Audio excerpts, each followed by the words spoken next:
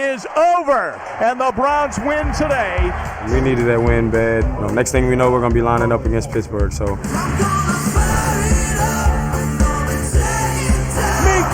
Fitzpatrick has done it again. That was mean, but it was required.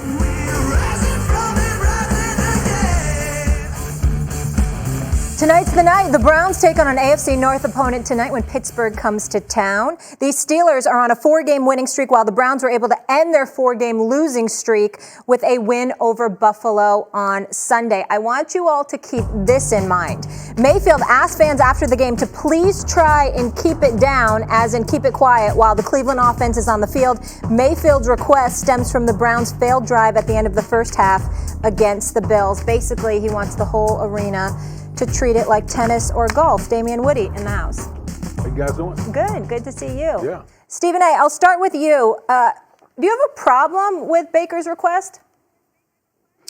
I mean, I say it out. I don't care, but I mean, to answer the question directly, if I had to pick one of the two, yeah. I mean, listen, it's one thing to go up to the line of scrimmage and wave them down like most quarterbacks would do. It's another thing entirely to talk to the media and to have the media send a message to the fans as if somehow it's their fault that you've thrown 12 interceptions this year, that you're completing about 59% of your passes or 60% of your passes on the season, that you got a 3-6 record right now. It's their fault, huh? No, I'm not saying he said that literally, of course not.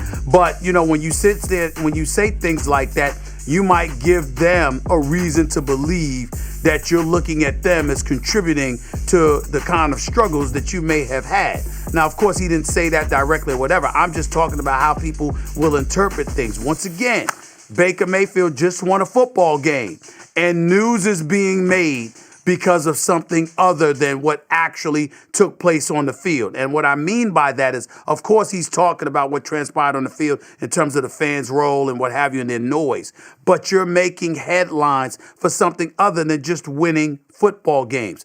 And I just think he needs to stop. I think that what happens is that he's just going to draw more and more attention to himself, and it's going to heighten the level of scrutiny that comes in his direction. And as a result, it's going to make him act a bit cantankerous against other people like he did to the reporter a few weeks ago. He brings it on himself with some of the things that he says, and I just think he needs to stop until he's a bit more productive.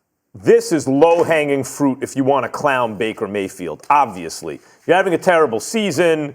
You have a lot of offensive weapons, or at least on paper you do. They haven't always been on the field. You're not seeing an Odell Beckham Jr. with a game on the line and single coverage, stuff like that. Okay, now he's pointing the finger. It's easy to clown him. I'm not going to do that right now because there's maybe a better way to handle it.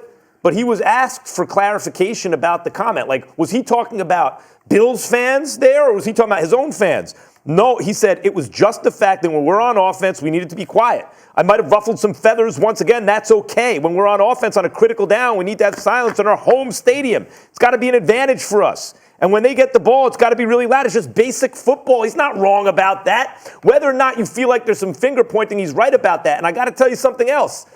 It's not disrespectful to Browns fans. He's like, I understand the dog pound is an educated football culture, right? And I have a ton of respect for Cleveland football fans who've had nothing to root for decades and still show up and still have all that enthusiasm and really got a franchise called the Browns back in Cleveland once they were gone. That was a grassroots movement in Cleveland. I don't find like he's disrespecting them, like he's saying something bad about them. He's saying we all need to be in this together. Coaching staff, players, and y'all, right? Like everyone. Is there a better way to do it? Does it sound like not taking responsibility? I get all that. Easy to clown, low-hanging fruit. But I'm not going to do it today because I think actually, in terms of the content, he's right. What he said, it's not really a big issue, okay? The fact that he wants the home crowd to be quiet. But I think the bigger point, and Max just alluded to it, is the fact that we're actually talking about this, his whole comment is an issue in and of itself. And the fact of the matter is, The crowd wasn't responsible for Baker Mayfield throwing 12 interceptions. The crowd's not responsible for the Browns being one of the most penalized teams in the league, which to me leads to coaching and discipline. The crowd's not responsible for the team being 3-6 right now. So again, my thing with Baker Mayfield is this.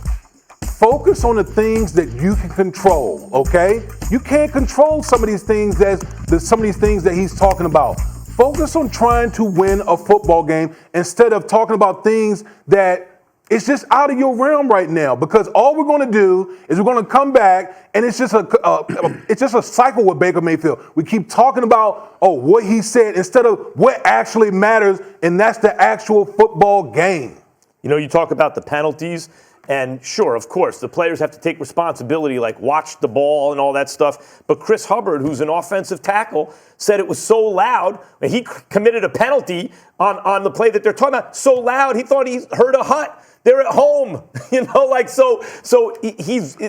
on him, it's on the players. But Damian, even when you say it's not the crowd's fault, you're right, it's not their fault, but that's supposed to be, like Baker's pointing out, it's supposed to be an advantage, guys. If it's Bills fans, that's one thing. But if it's our fans, you're taking away something like, don't we all want to win this thing? But stop it. Because the reason I'm telling you to stop it, there's a way to say stuff, man. You talking to the fans and chastising them. I'm talking about Baker Mayfield here. Who the hell do you think you are? You're 3-6. By the way, when you were on the road, okay, is that why you lost to New England? Is that why you got blitzed in San Francisco? Is that why you lost to the Denver Broncos? Is that why you did that? Okay, because you were on the road. And because you got to remember, when you talking about being on your home turf and the noise being an impediment to your success, well, again, if I'm a road team and I know that you're coming into town, guess what I'm going to do? I'm going to do everything that I can to disrupt you, because clearly you just admitted to the world that it actually works, because obviously the noise at home is something that bothers you. That's just idiotic. And oh, by the way, you have one of the best running backs in football right now. I got news for y'all. Nick Chubb is real. Nick Chubb is real. This brother, that's not my point, because I'm not even considering Kareem Hunt yet, because as good as I know he is, your behind just got back off the commissioner's exempt list. I'm not thinking about you right now. I'm thinking about Nick Chubb, who's been there every game and has been flat out balling. I'm thinking about Odell Beckham Jr., who Max Kellerman called maybe the greatest talent at the wide receiver spot. I'm thinking about a Jarvis Landry, who can ball. Excuse me, there's a whole bunch of things to overcome the noise. Why would you say that of you, Baker Mayfield? Yeah. It's That's ridiculous. That's a great point. It really just highlights that he's thin-skinned. Stephen A. and Max are going to make their picks on this game coming up a little later in the show. But Damian, why we have you here, even though you're sticking around for a bit, who do you have tonight? Pittsburgh. Yeah. Why? You see the job Mike Tomlin doing coaching right now? I mean, he's going to be in the Coach of the Year conversation, no doubt. He should get, if it ended today, he should get coaching. Yeah. And they're getting James Conner back. All right, guys, when we come back, will Colin Kaepernick's NFL protest be too much for the